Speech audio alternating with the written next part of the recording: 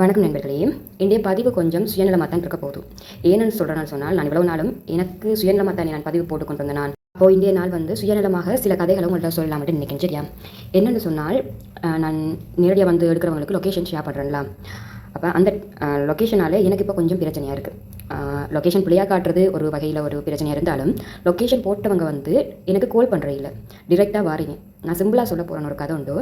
நான் ஒரு house wife, எனக்கும் பிள்ளைகள் இருக்குது.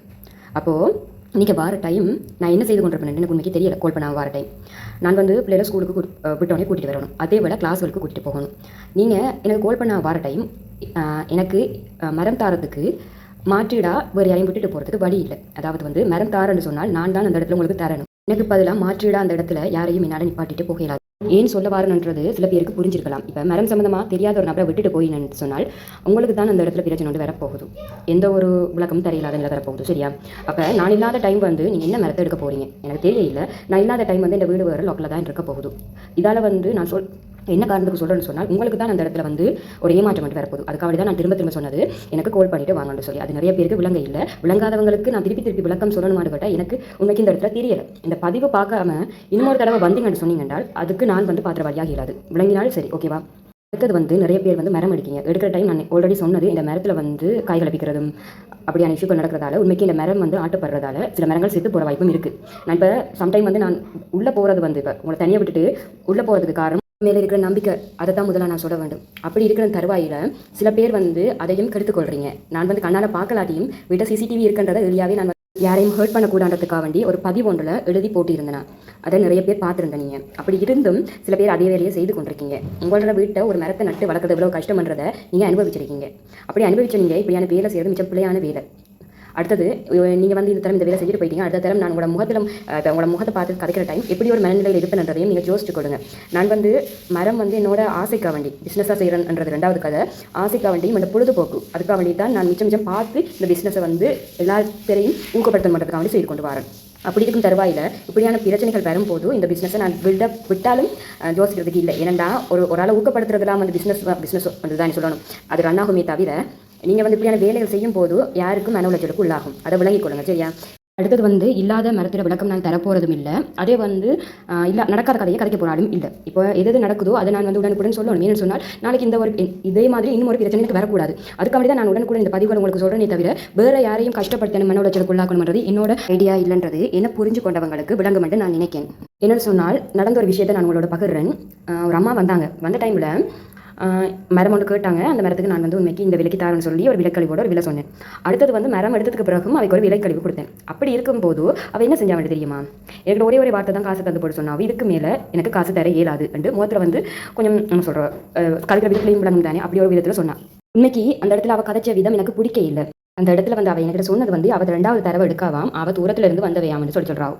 அவையை விட தூரத்துல இருந்து எவ்வளவோ பேர் எடுக்காங்க. ஆனால் விலைக்கழிவு கேட்டுட்டு சில பேர் நான் விலைக்கழிவு கொஞ்சமாக கொடுத்தாலும் மீட்டு கொண்டு போகிறவங்க இருக்காங்க. இப்படியான சில விஷயங்கள் என்னோட உழைப்பை கொச்சப்படுத்துகிற மாதிரி இருக்குது. நான் எவ்வளவு கஷ்டப்படுறேன்னு சொல்ல விரும்பித்தான் செய்து கொண்டிருக்கேன். அப்படி விரும்பி செய்கிற தருவாயிலையும் சில பேர் செய்கிற விஷயங்களால் எங்களுக்கும் என்ன சொல்கிற இந்த இதுகள் செய்கிறது விருப்பம் இல்லாத ஒரு விடயமாக மாறும். அது உண்மைக்கு புரிஞ்சு கொள்றவங்களுக்கு விளங்கும், மற்றவங்களுக்கு மனசு இருக்குன்னு நினைச்சு செயல்படுறவங்களுக்கு விளங்க மாட்டேன் நான் நினைக்கிறேன். இப்போ நான் சொல்கிற பதிவுகள் சில வேளை மற்றவங்களை காயப்படுத்தலாம். ஒன்று புரிஞ்சு கொள்ளுங்க. உங்களுக்கே நான் கதைக்கிறது காயப்படுதுண்டா நீங்கள் செய்கிற வேலைகளால் நாங்கள் காயப்பட மாட்டோமா? ஏன் மற்றவங்களை ஒரு மாதிரியாக நீங்கள் நடத்துறீங்கன்றது எனக்கு உண்மைக்கு விளங்க இல்லை. நான் என்னென்னு சொல்ல இல்லை. பொதுவாக என்னவே இப்படி நடத்துறவங்க மற்றவங்களோட எப்படி இருப்பாங்கன்னு உண்மைக்கு தெரியல. அந்த ஒரு காரணத்துக்காக வேண்டி தான் நான் சில பதிவுகளை வெளிப்படையாக கதைக்கிறது, வேறு எந்த காரணமும் இல்லை.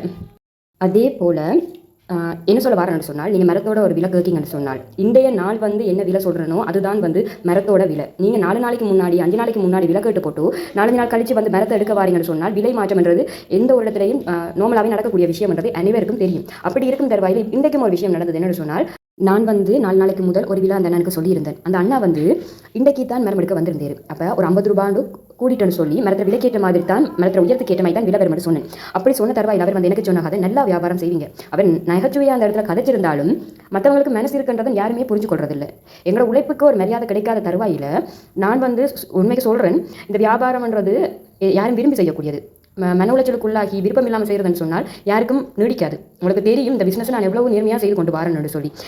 வித முளைக்கால மரம் முறிஞ்சு போய் கிடச்சா அப்படி எவ்வளவோ பிரச்சனையை ஃபேஸ் பண்ணி இந்த தடவை கொடுக்க இல்லாட்டியும் அடுத்தடுத்த தருவாயில் அவங்களுக்கு நான் அந்த விதைகளும் சரி மரங்களும் சரி கொடுத்துருக்கேன். நீங்கள் கதைக்கிற விதத்தில் தான் வந்து எல்லாமே நடக்கும். ஏன்னு சொன்னால் இப்போ நீங்கள் ஒரு கடையிலிருந்து மரத்தையோ விதையோ எடுக்கீங்க, அவன் வந்து உங்களோட விதம் முளைக்குது முளைக்கல, மரம் சாகுது சாகலை, எந்த ஒரு கதையும் வந்து அவன் ஏற்றுக்கொள்ள போகிறதில்ல. உங்களுக்கு மாற்றிடா விதம் முளைக்கலன்னு சொன்னோன்னே கடைக்காரன் உங்களுக்கு விதை தர போகிறானா, இல்லாட்டி மரம் செத்துட்டுன்னு சொன்னால் அவன் மாற்றிடா உங்களுக்கு ஒரு மரம் தர போகிறானா? யாருக்கும் அப்படி கிடைச்சிருந்தா நல்லது தான், ஆனால் மிச்சம் குறைவு. உங்களுக்கு அது தெரியும். அப்படி இருக்கும் தருவாயில் நான் வந்து எல்லாருக்குமே என்ன செய்கிறேன், நான் ஒரு மரம் செத்துட்டமான்னு சொன்னாலும் ஐயா என்னால் முடிஞ்ச இதுவரை நான் உங்களுக்கு செய்கிறேன்னு சொல்லி நிறைய பேருக்கு நான் வந்து என்னால் முடிஞ்ச ஹெல்ப்பாக பண்ணியிருக்கேன்.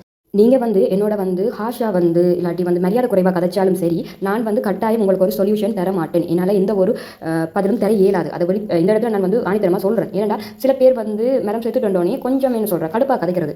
உண்மைக்கு நீங்கள் எப்படி நட்டிங்கன்னு தெரியாது, எனக்கு எந்த ஆலோசனையும் கேட்கறது இல்லை. அப்படி இருக்கும்போது நான் ஏன் உங்களோட நட்டத்தை மட்டும் பகிரணும்னு நினைக்கிங்க? இப்போ ஒரு மரம் வாங்குறது வந்து உங்களோட முயற்சின்றது தான் சொல்லணுமே தவிர, முயற்சி செய்யாமல் எதையும் பயனடையலாம் என்று நினைச்சா அது மிச்சம் பிள்ளையான கதைன்றது உங்களுக்கு விளங்குது தானே. விளங்கினால் சரி. அதால் வந்து நான் திரும்ப திரும்ப சொல்கிற பதிவுகளை என்ன சொல்கிறேன், சிலவங்களுக்கு கடுப்பாகலாம். நான் ஒரே பதிவை திருப்பி போடுறது உங்களுக்கே கடுப்பாகுதுன்னு சொன்னால், அதே விஷயம் திரும்பி எனக்கு நடக்கும்போது உண்மைக்கு வந்து மன வேதனையாக இருக்குது சொல்ல போனால். வேற ஒரு கதையும் இல்லை. அதே போல் இப்போ நான் சொல்லிட்டேன், லொக்கேஷன் வந்து இப்போ உடனுக்குடன் மரம் எடுக்க வர சொல்கிறவங்களுக்கு மட்டும் நல்ல லொக்கேஷன் போட்டுக்கொள்ளையிலும். என்னென்னு சொன்னால், நான் வந்து இது வியாபாரத்தை தாண்டி என்னோட பொழுதுபோக்கு, என்னோட என்ன சொல்கிறேன் மரம் நடிகைக்கான ஒரு ஊக்கம், அதோட என்னோட என்ன சொல்கிறேன் ஒவ்வொரு மாதமும் ஒவ்வொரு மரம் நடிகைக்கான எண்ணிக்கையை கூட்டணும் அப்படின்ற ஒரு லட்சியம் ஒன்று இருக்குது. அதுக்காக வேண்டி தான் நான் வந்து தொடர்ந்து உங்களை ஊக்கப்படுத்துறதும் இல்லாமல் இந்த பிஸ்னஸை வந்து செய்து கொண்டிருக்கேன். அது என்ன சொல்கிறேன், தெளிவாக பார்க்குறவங்களுக்கு விளங்கிக் கொள்ளும் என்றதையும் நான் உறுதியாக நம்புறேன். விளங்கிக் கொள்ளாதவங்களுக்கு நான் திரும்பி சொல்லிக் கொண்டிருக்கணும் என்ற அவசியம் இல்லை. அடுத்தது வந்து நான் பேசுகிறது வந்து உங்களுக்கு விளங்க இல்லாட்டி வலிமை வந்து கொஞ்சம் கூட்டி கேளுங்க, சரியா? நான் வந்து சவுண்டாக தான் கதைக்கிறேன், அது விளங்கலாட்டி நான் ஒன்றும் செய்ய இயலாது. மீண்டும் ஒரு பதிவில் நான் வந்து உங்களை சந்திக்கிறதுல பெரும் மகிழ்ச்சி கொள்கிறேன். கட்டாயம் திரும்ப வருவேன்.